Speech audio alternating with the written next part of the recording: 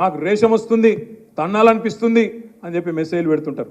నేను ఒకటే అంటున్నా, ఎవరిని తన్నులు అవసరం లేదు, గుద్దులు అవసరం లేదు. ఓటు గట్టిగా గుద్దుతే మళ్ళా పార్లమెంటులో మోత మోగితే అందరు మొరిగే ప్రతి ఒక్కరికి సమాధానం చెప్పినట్టు అవుతుంది. రేవంత్ రెడ్డి నుంచి మొదలు పెడితే యూట్యూబ్లో మొరిగే కుక్కల దాకా అందరికి సమాధానం చెప్పాలంటే మన గెలుపే దానికి సమాధానం అవుతుంది తప్ప ఇంకొకటి కాదు.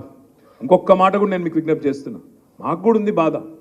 అరే గింత 10 సంవత్సరాలు ముఖ్యమంత్రిగా ప్రజల మద్దతుతో పనిచేసిన నాయకుడు, తెలంగాణ అనే రాష్ట్రాన్నే పుట్టించిన నాయకుడు, శూన్యంలోంచి సునామీ పుట్టించిన నాయకుడు కేసీఆర్. అట్లాంటి కేసీఆర్ను పట్టుకొని నోటికొచ్చిన మాటలు మాట్లాడుతుంటే మీకెంత బాధ ఉందో నాకు కూడా అంతే బాధ ఉంది. కానీ ఈ సన్నాసులకు సమాధానం చెప్పాలంటే, కరెక్టు జవాబు చెప్పాలంటే పార్లమెంట్లోనే మన ఓటుతోని మనం వేసే వేటే వీళ్ళకు కరెక్ట్ సమాధానం. బాధ ఉంది, మాటలు వింటుంటే రక్తం మరుగుతుంది. అప్పుడప్పుడు రేవంత్ రెడ్డి మాట్లాడతాడు, నా కొడకల్లారా మాట ముఖ్యమంత్రి, నా కొడకల్లారా చూసుకుంటా, మెడల పేగులేసుకుంటా, కడుపు దించుతా, పేగులు తీసి మెడలేసుకుంటా అంటాడు.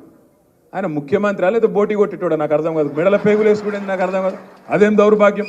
మెడల పేగులు వేసుకుంటా అంటాడు ఒకసారి. ఇంకొకసారి ఏమో సెక్రటేరియట్కి వచ్చిండు. వచ్చి ఏమంటాడు, ఈడ లంకె బిందెలు ఉంటాయి అనుకున్నా, లంకె బిందెలు లేవు, ఖాళీ కుండలు ఉన్నాయన్నారు.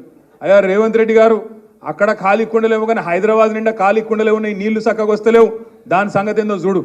లంకె బిందెలు అంటాడు. లంకె బిందెలు ఆలోచించును మీరు. లంకె బిందెలట ఎవడెత్తుతాడో లంకె బిందెల కోసం?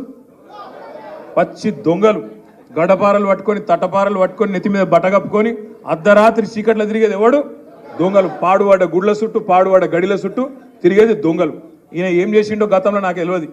తెలుగుదేశంలో ఏం చేసిండో ఈయన నాకు తెలియదు. మా మల్లన్నకే బాగా దోస్తాను, నాకు తెలియదు పెద్ద. నేను ఎందుకంటున్నా అంటే, నువ్వే చెప్పినావు మరి, నేను చెప్పాను పాత దోస్తాను.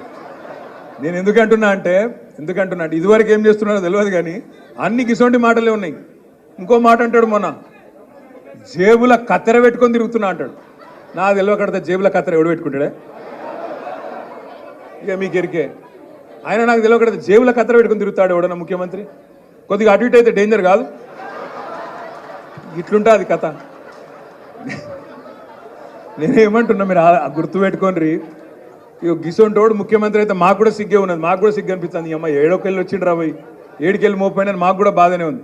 అందుకే మూతి మీద తన్నినట్టు సమాధానం చెప్పాలంటే, జాడిచ్చి తన్నినట్టు మొన్న హైదరాబాద్లో ఎట్లా తన్నినరో మళ్ళొకసారి కాంగ్రెస్ని అట్లే జాడిచ్చి సికింద్రాబాద్లో, చేవెళ్ళ, మల్కాజ్గిరిలో మళ్ళా జాడిచ్చి తంతే